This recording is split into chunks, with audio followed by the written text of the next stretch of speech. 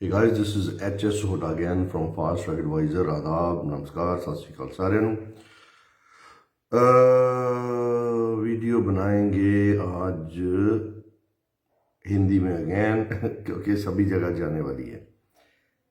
देखिए, जब से ये स्टूडेंट वीज़ा कनाडा ने बंद किया है, सख्ती की है यूके ने, ऑस्ट्रेलिया ने बंद कर दिया है, न्यूजीलैंड ने सख्ती की है, तब से कनाडा के वर्क परमिट के लिए, पीआर प्रोग्राम के लिए हमें 100 नहीं हज़ारों, अभी तो अगर वीकली करें तो लाखों मेल और क्वेश्चंस आ रहे हैं। पहले से सबसे ज़्यादा हमें इंक्वायरीज हो रही हैं कनाडा पीआर और टूरिस्ट वर्क परमिट की और टूरिस्ट वीज़े से कैसे वीज़ा कन्वर्ट करवाएं वगैरह वगैरह। आज की मैं ना आपको सेट वाइज में वीडियो बनाता जाऊंगा और खास करके पंजाबियों थाड़े को मैं दोबारा माफ़ी चाहना। इदा ना समझो कि मैं पंजाबी बोलनी नहीं चाहता, इदा की कोई गल नहीं। मेरी पंजाबी मातृभाषा आ, जट सिख बंदा मैं, जिमीदार हैं, लेकिन तुसी ये गल समझो कि हिंदी के व्यूअर्स बहुत आ, उन्होंने होर कोई भाषा समझ नहीं आती। अपनी ऑल ओवर इंडिया दे विच, पाकिस्तान दे विच, अफगानिस्तान नेपाल, बर्मा, भूटान, इन्नियां ते कंट्रियां बिल्कुल थोड़े लागे है, अपने है श्रीलंका, इत्थे सारियां च वीडियो जाती है। So guys let me start. इतने रास्ते हैं कनाडा में। मैं आज वीडियो बना चुका हूँ, बना रहा हूँ, ये पहले मेरी यूट्यूब के चैनल के ऊपर है, फेसबुक के ऊपर है, लेकिन टाइम आने पर नई वीडियो दोबारा बनानी पड़ती है। क्या सिचुएशन है, करंट सिचुएशन कैसी है और आगे क्या होने वाला है। सबसे पहले तो मैं ये बताना चाहता हूं कि आप लोगों की दुआओं से मैं आई फील प्राउड कि जो जो प्रेडिक्शंस मैंने मोस्टली की हैं, जितनी भी अभी तक की हैं, एक्चुअली नॉट मोस्ट, वो सभी की सभी भगवान की कृपा से सच हुई हैं। उसकी वजह यह है कि बहुत डीपली मैं अंदर से सारी चीज़ें बाहर निकालता हूँ, बहुत ही ध्यान से हमारे सोर्सेज हैं उनको सुनता हूँ, चेक करता हूँ। Not just in immigration line, also check what's going in politics, what will happen in concerned country and everything. उसके बाद ही मैं निचोड़ पे आता हूँ और फिर आपको बताता हूँ कि मुझे लगता है ये चीज़ें होने वाली हैं। तो क्वेश्चन था कि कनाडा में पीआर होने या वर्क परमिट कैसे होते हैं, उस पार्ट में आज का मेरा प्रोग्राम है। ये अटलांटिक इमिग्रेशन प्रोग्राम, इसको पहले बोलते थे AIPP, अब इसको बोलते हैं अटलांटिक इमिग्रेशन प्रोग्राम। सबसे पहले अटलांटिक इमिग्रेशन पायलट चेंज होकर अटलांटिक इमिग्रेशन प्रोग्राम बन चुका है। ये अटलांटिक इमिग्रेशन पायलट जब था तो हमने बहुत सारे लोगों को कनाडा भेजा है और वो सीधे पीआर ही गए हैं। एक पहले लेटर मिल जाता है तो मैं वो ये बहुत सक्सेसफुल हुआ। और इसकी मैंने बोल दिया था कि ऐसा प्रोग्राम आने वाला है, तो वो आया और वो सक्सेसफुल हुआ और अब ये परमानेंट प्रोग्राम है।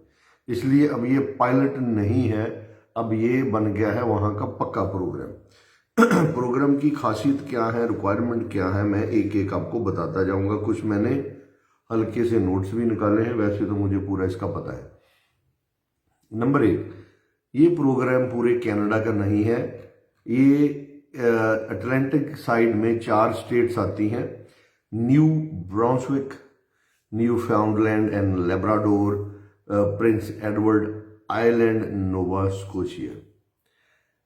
सो again Newfoundland and Labrador, New Brunswick, Nova Scotia, Prince Edward Island, ये 4 स्टेट हैं। इनको कनाडा में प्रोविंस बोलते हैं, स्टेट प्रोविंस एक बात हो गई। और ये सभी इन 4 स्टेट्स के लिए ये प्रोग्राम है। नंबर 1 ये बात हो गई। और ये सीधा ही पीआर प्रोग्राम है। इसमें जो लोग ऑलरेडी इनसाइड कनाडा है वो भी जा सकते हैं, इसमें वो भी जा सकते हैं जो आउटसाइड कनाडा है। आज की वीडियो का मेरा फोकस ये रहेगा कि मैं आप लोगों को डिटेल में बताऊं, वीडियो शायद लंबी हो जाए, तो ना तो मैंने कुछ डिस्क्रिप्शन लिखी है, ना ही कुछ आपको झूठ बोलूंगा। तो स्वाभाविक जो आम मैं बातें करता हूं ऐसे ही आपको बताता चला जाऊंगा, ताकि आप लोग अच्छे से इसको समझ लो। ये सीधा पीआर प्रोग्राम है। अभी लोग पूछेंगे कि सर यहाँ से ही कनाडा, यूएस से, अब मान लीजिए इंडिया की बात कर रहे हैं कि क्या हमें अपनी होमलैंड कंट्री से ही पीआर मिलके चली जाएगी? उसका जवाब है यस, जवाब है उसका नो।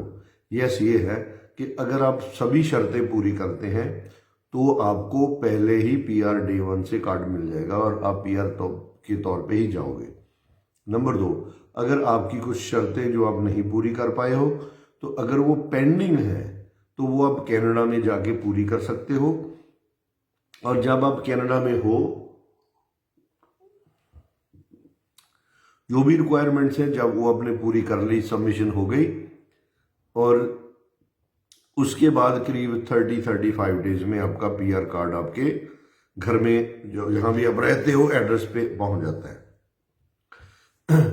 तो आप लोग ध्यान रखना कि आप इसमें ये धोखा नहीं खा जाएं, बिकॉज अनबिलीवेबल कॉल्स आती हैं मेरे दफ्तर में कि दिल्ली में इस प्रोग्राम को बहुत और तरह से बताया जाता है, तो वो फ्रॉड में आप मत आना, मत फंसिए।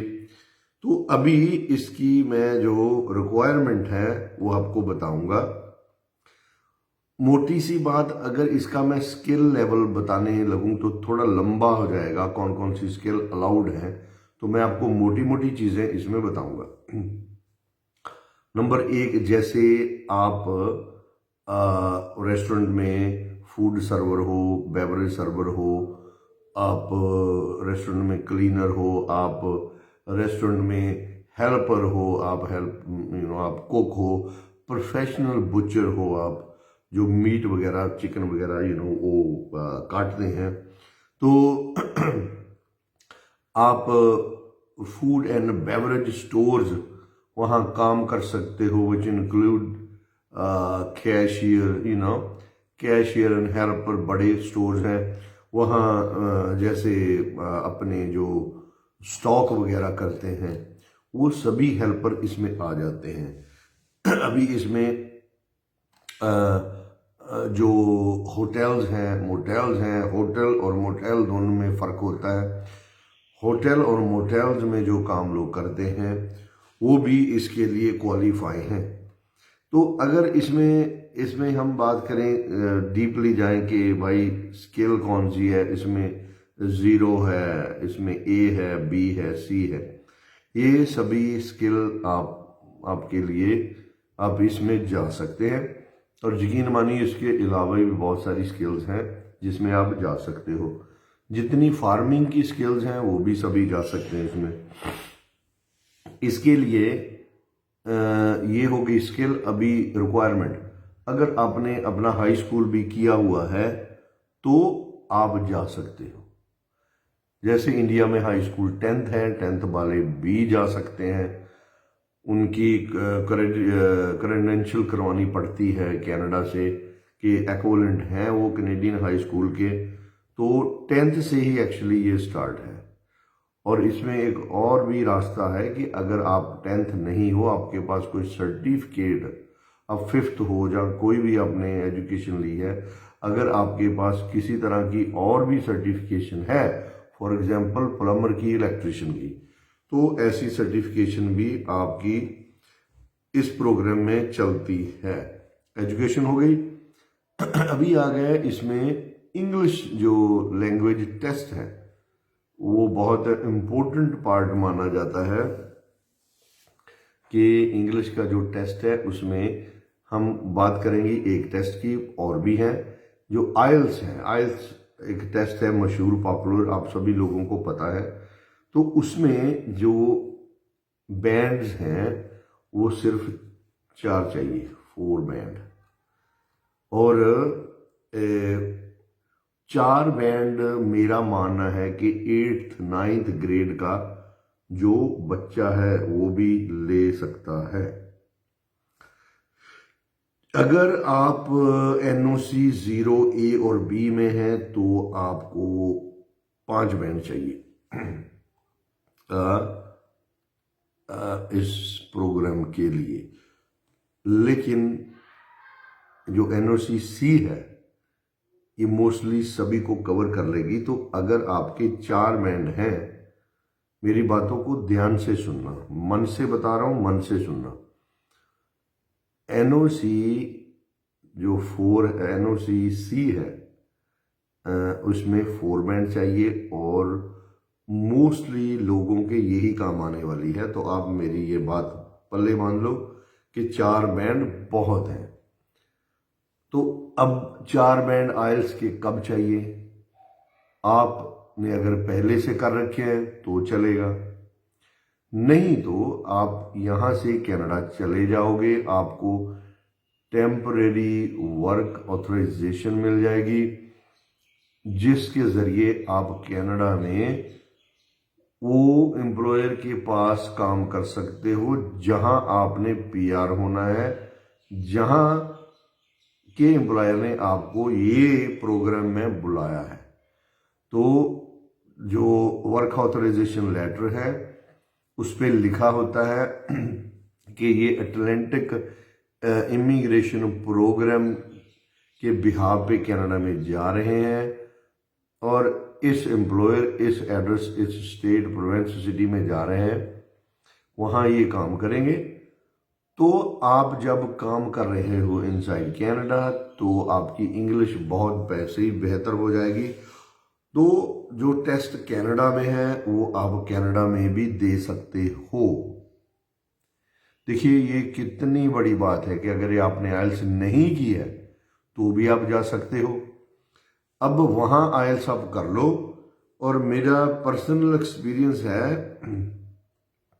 कि जो अगर एक सेम बच्चा, एक बच्चा उसका नाम मान लीजिए विनोद कुमार है, विनोद कुमार अगर टेस्ट देगा इंडिया में तो उसके आएंगे 6 बैंड। लेकिन अगर वही विनोद कुमार कनाडा या UK में टेस्ट दे तो उसके आएंगे 8 बैंड। पता नहीं यहाँ इंडिया वाले स्कोर देने में बहुत कंजूसी क्यों करते हैं, ये मैंने 100% देखा है और मुझे पता है ये जो मैं बोल रहा हूँ वो बिल्कुल सही है। इसकी सर्टिफिकेशन की ज़रूरत नहीं है क्योंकि मैं लंबे अरसे से इस प्रोग्राम में लोगों को भेज रहा हूँ। तो इंग्लिश टेस्ट की आपको सिचुएशन होपफुली पूरी समझ आ गई होगी।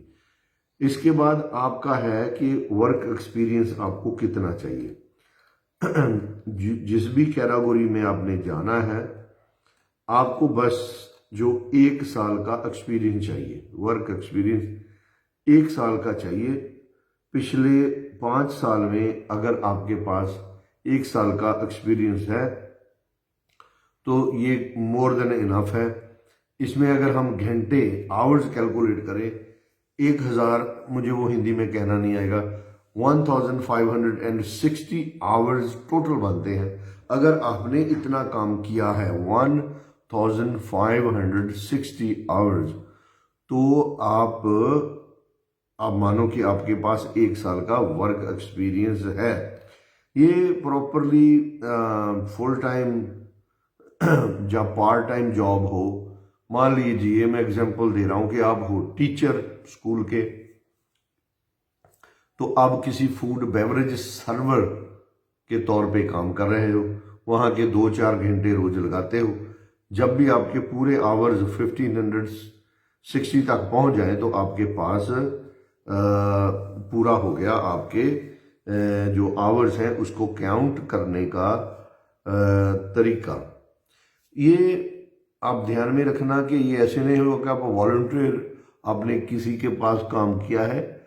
ये जॉब जो होनी है वो पेड होनी चाहिए, ठीक है, कि आपको भाई अपने ये जो 1560 आवर्स काम किया है इसके बदले में आपको पैसे मिले हैं, आपको सैलरी मिली है, अदरवाइज ये काउंट नहीं होगा।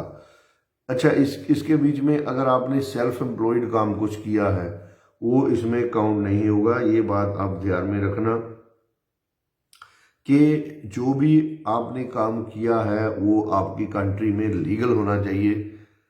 तो ऑब्वियसली कनाडा में ये लीगल ही होना चाहिए, है ना। तो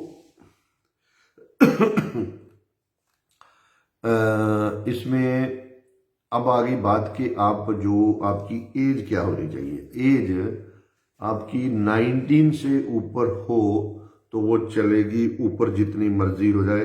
62 तक तो it's a piece of cake.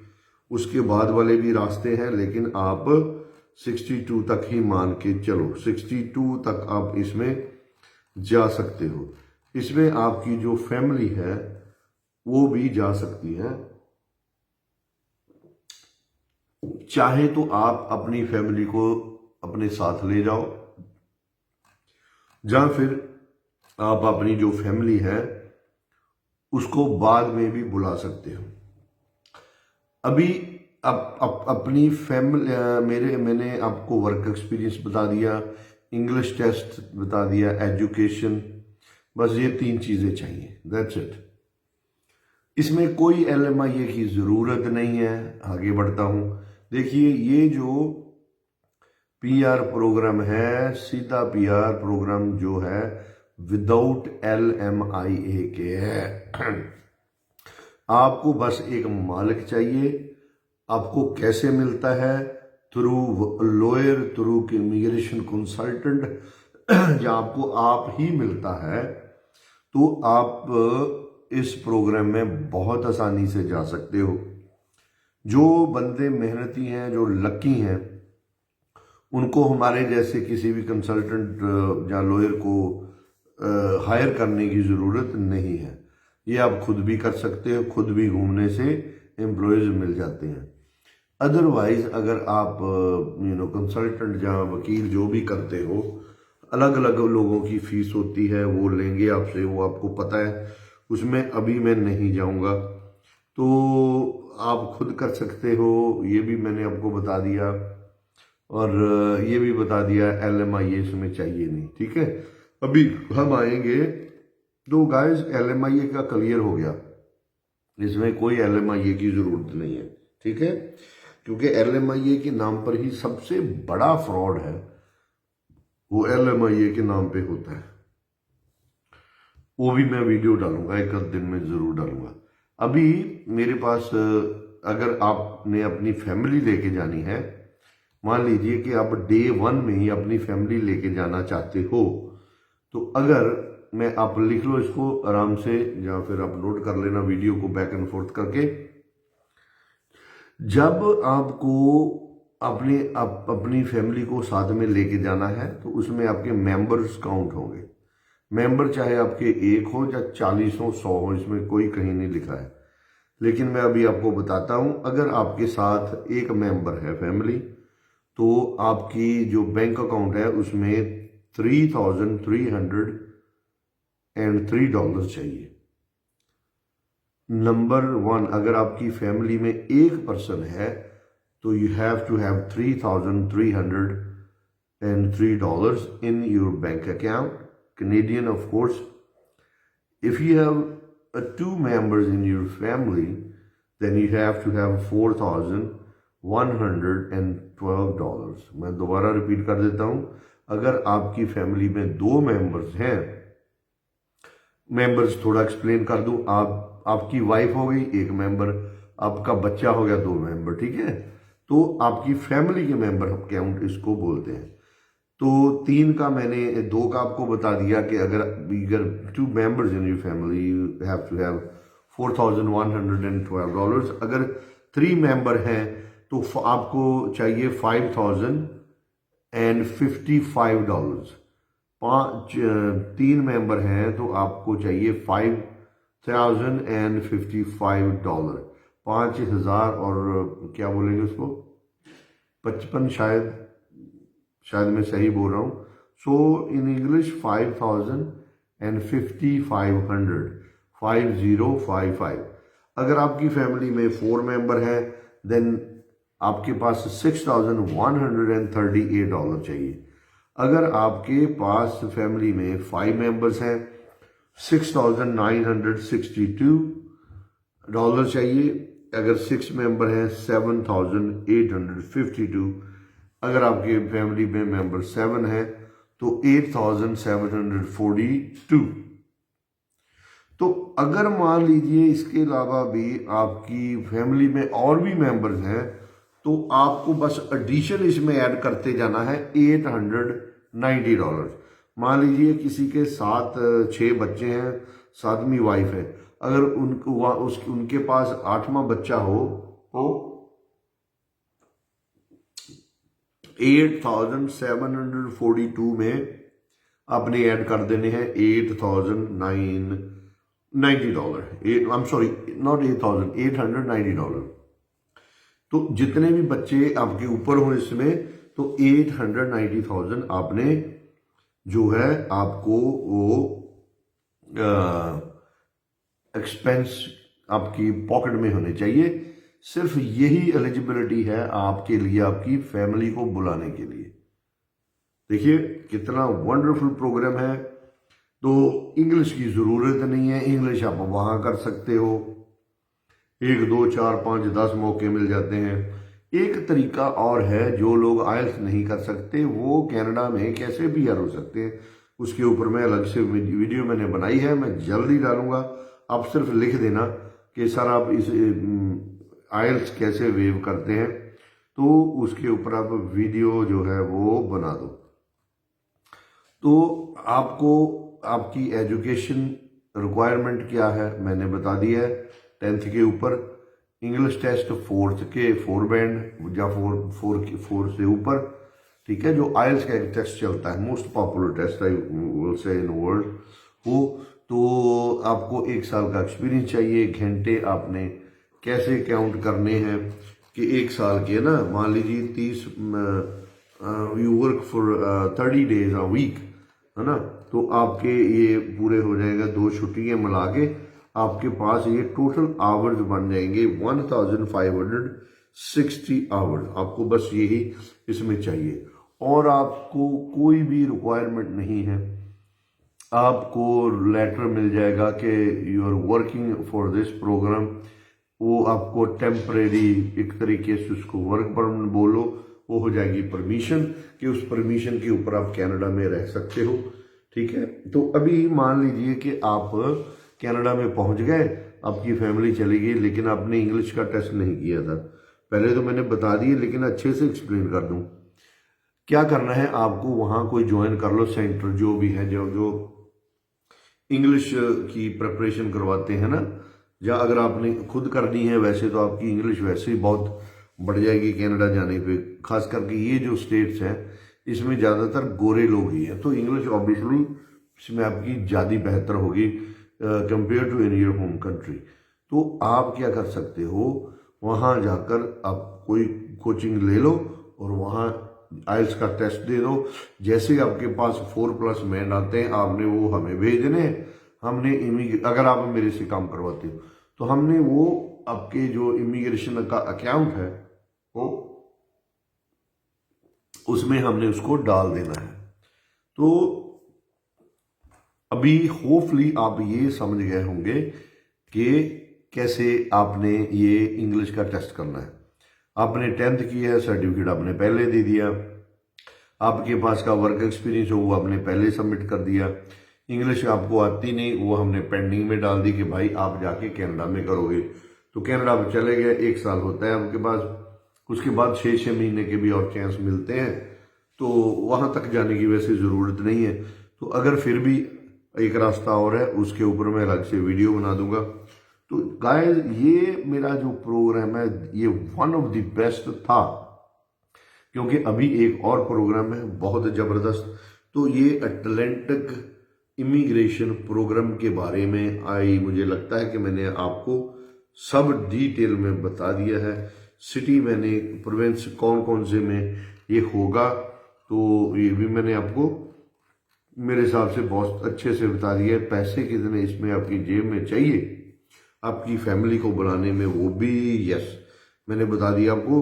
तो फाइनल में बस आपने ये देखना है, आप किसी से भी काम करवाओ, उसको ये मत बोलो भाई LMI ये दे दो मुझे, वो दिला देगा। अभी फ्रॉड चल रहा है, बहुत तकड़ा फ्रॉड हो रहा है।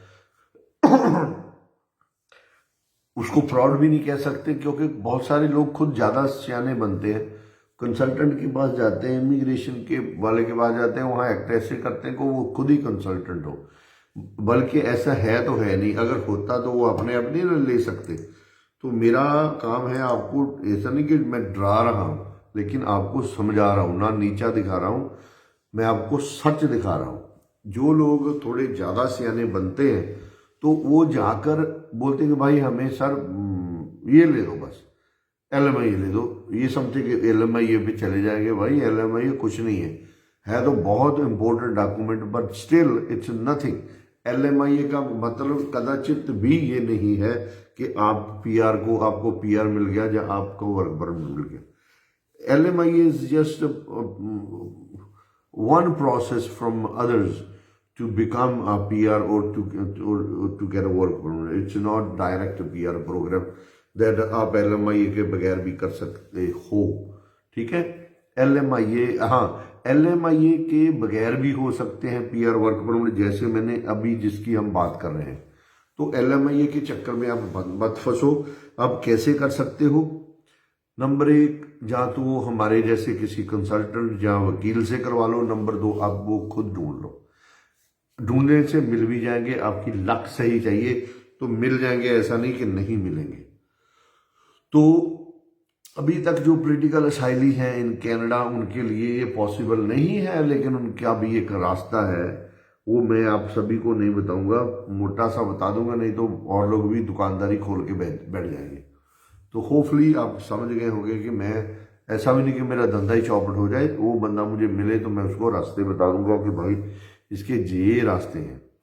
तो देखिए, इसमें आपकी फैमिली एक साथ जा सकती है, आप बाद में भी लेके जा सकते हो। अगर मेरा कोई जैसे मेरे काफ़ी केस ये हफ्ते आए हैं, तो उनका ये क्वेश्चन था कि सर हम कैसे करें इस प्रोग्राम में। मैंने उनको ये बताया कि ये प्रोग्राम ऐसा है, आप हस्बैंड वाइफ फैमिली सभी का साथ में करो। So guys, thank you so much for watching this video, and thank you so much again, and bye now.